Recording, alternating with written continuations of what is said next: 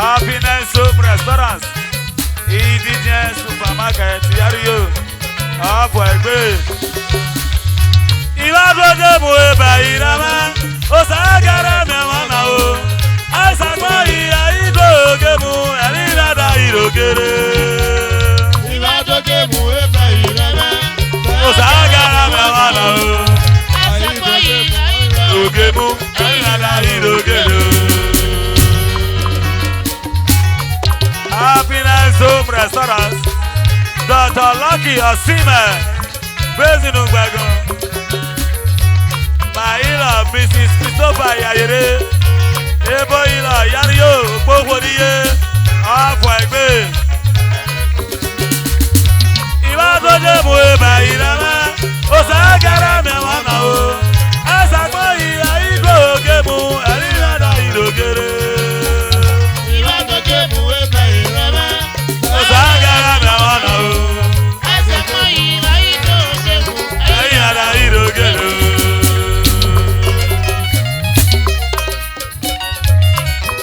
Saku ọjà superstar yari yo baba. Saku.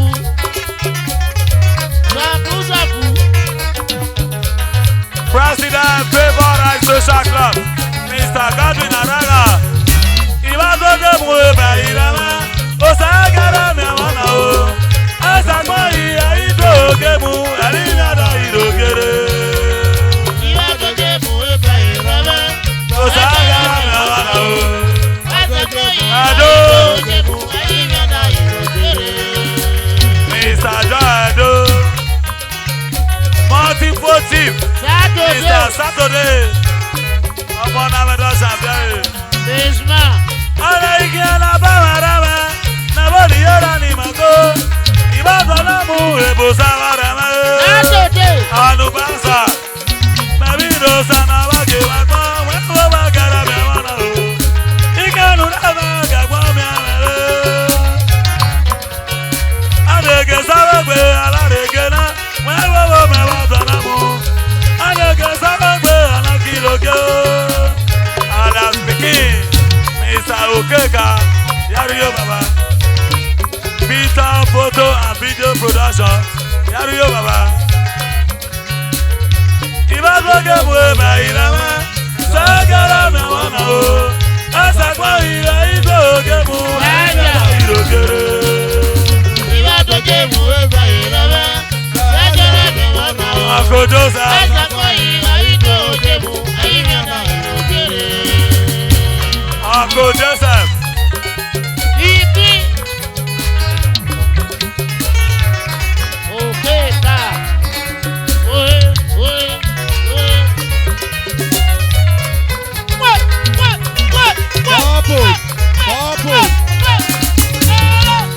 Ibadoje mo eba irama. Osagara me wana dina popo. Asagbo iya idoge mu elirada irogere. Ibadoje mo eba irama. Adina Pampos Tires. Idoge mu elirada irogere.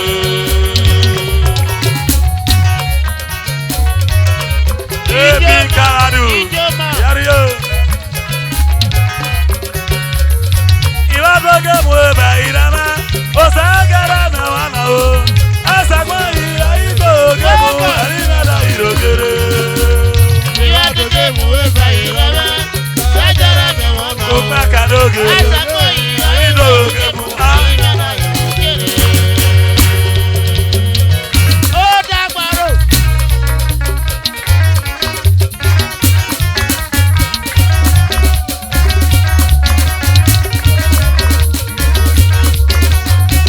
Ambassador Doka Yario.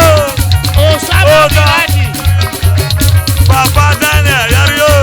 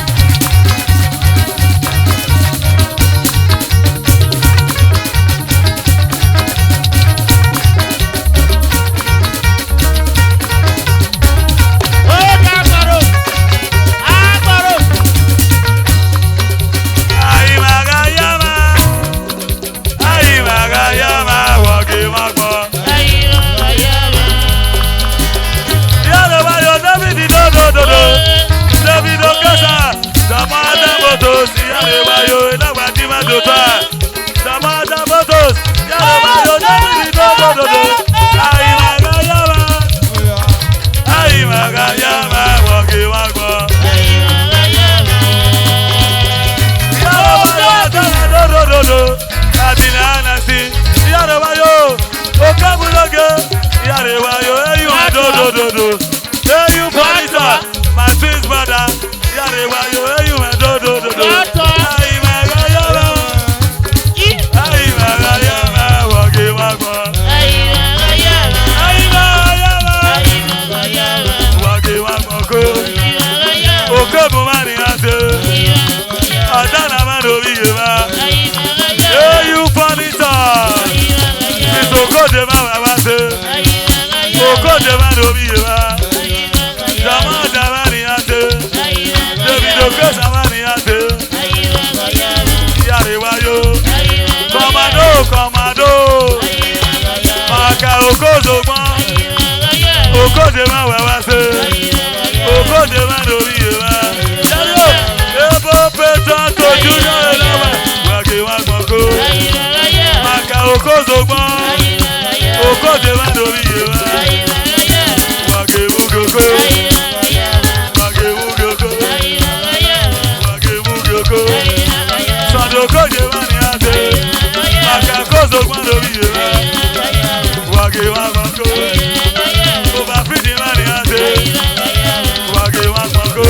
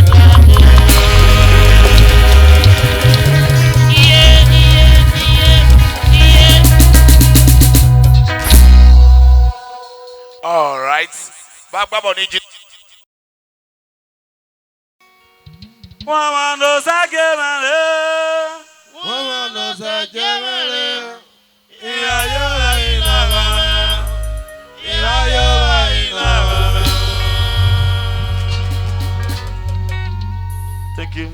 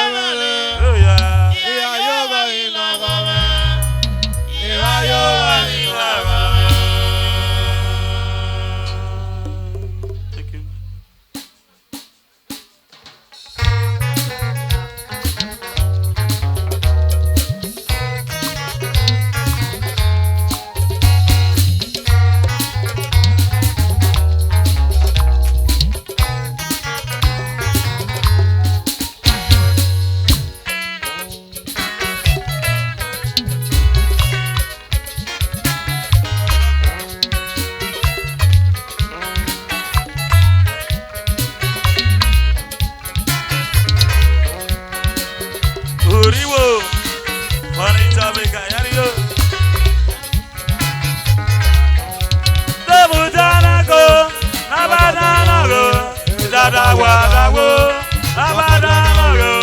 Ebujanago, Abadanago, dada wadawo, abadanago. Mr. Peter Iriago, Yario, Zion Generator Maker, Abeba, Osoda, Dr. Lucky Asime, Ebujanago, abadanago. Dada wadawo, abadanago. Ebujanago, abadanago, dada wadawo, abadanago. Oh, soja na go. Yario. Senior sister to Azegbe. Yario mama. Mandali, Apostle MC.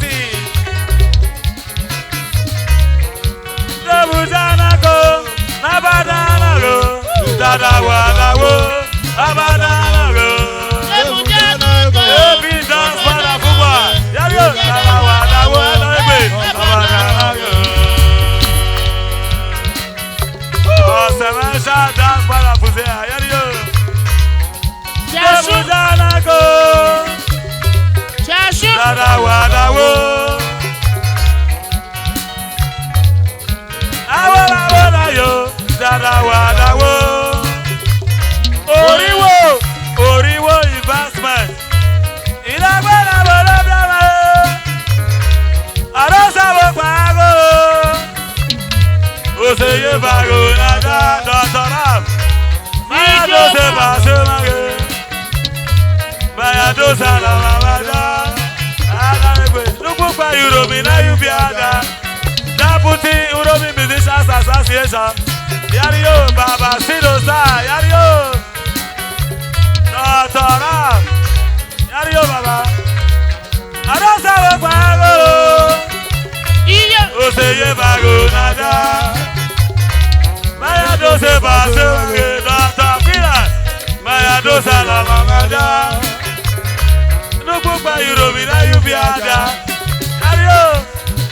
Domino Superstar. Bakilu wota meware. Masaino. Dada wadawo. POC Urobi Musicians Association. Abedododo. Yario. Yado se pase mage. Mayado salama mada. Nuku pa Urobi na Ubiada. Bakilu wota meware. Dada wadawo. Ebujanago, abadanago. Dada wadawo. Tudasima abadanago. Ebujanago, Abadanago. Dada wadawo. Abadanago. Atobau. Super leader. Urobi Musicians Association. The great Akwanago, Yario. Great Capo. And Uncle Jerry. Uncle Christopher Sa, Yario. Igugu. Yario. Yado se pase mage. Mayado salama mada. Nupu pa Urobi na Ubiada. Yario. President Urobi Musicians Association. Honorable Azanobe. Ignition Superstar. Yario ma. Yario. Ebujanago, abadanago. Dada wadawo. Abadanago. Ebujanago, Abadanago. Dada wadawo. Abadanago.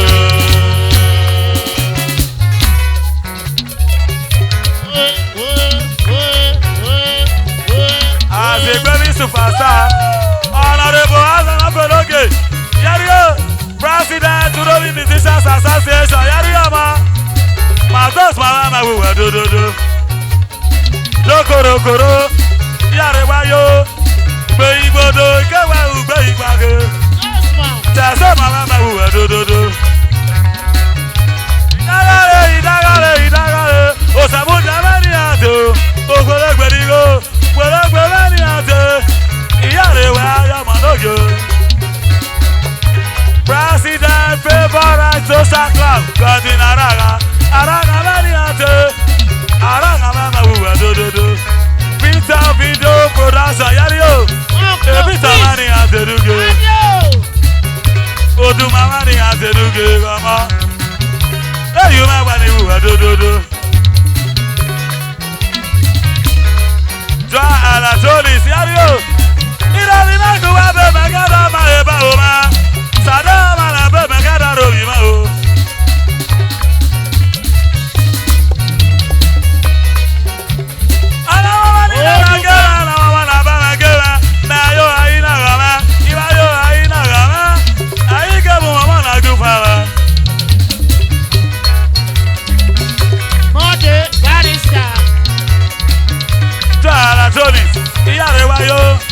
Monday barista mani ateruge.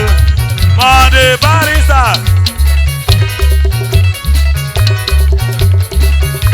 Idagale. Sasibasa iraba. Oriro mi mama wuwa dododo. Yario. Sibasa rabani ateruge.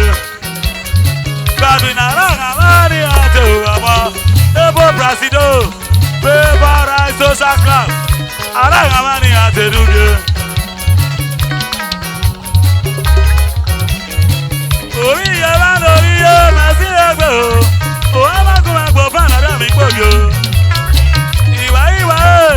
Ìwà dánìkà o. Èdánìkà o máa tún wáyà. Wàá kí àgbè má. Ayé gbọ́dọ̀ gbè o. Àgbè wọn wá o. Ọ̀pọ̀ gbogbo bò náà máa sábà yá bá àbùdókò. Yàrá sọ̀dọ̀ àbùdókò àdéhàdé nà bó tà o. Jọ̀ní làbò náà máa mú wà dódódó.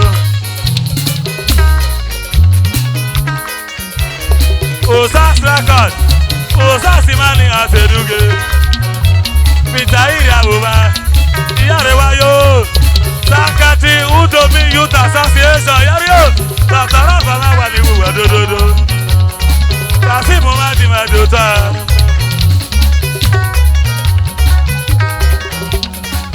Abo, Idagbe na wodiye na. Idagbe na wodiye.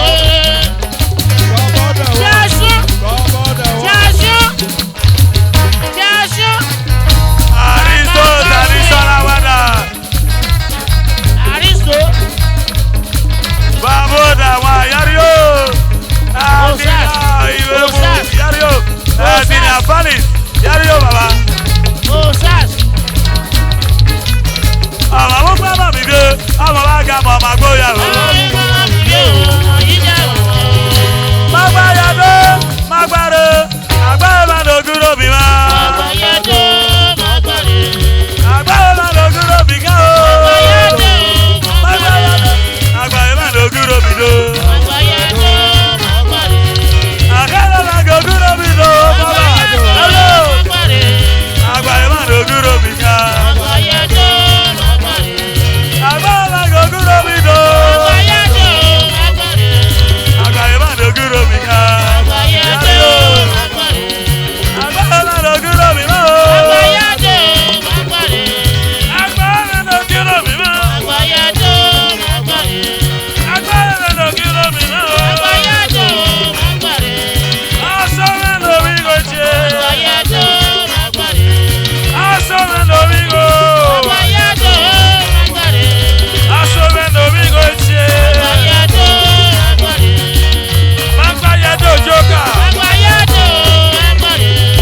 Osama Binani. Ambassador Goguro Bido. Ambassador Goguro Bido. Dr. Igende Kwale Nojeme. Dr. Igende Kwale Nojeme. Ota Kiki Mene Babache. Dr. Ota Kiki Mene Nojeme. Agba Goguro Bido Dr. Yario Dr. Agba Goguro Bido. Karadu Goguro Bido Karadu. Komisana Kandu Yarubayo. Dr. Igende Kwale Nojeme. Ilo Kaladu no Mamache. Ota Kiki Mene Nojeme. Dr. Igende Kwale. Elaba Goguro Bido Ugo. Magbayade. Agbayema Goguro Bido. Let the floor now. Agbayema Goguro Bido. Abasada Doka Gogi Babado. Doka Goguro Bido. Doka Doka Doduro Bido.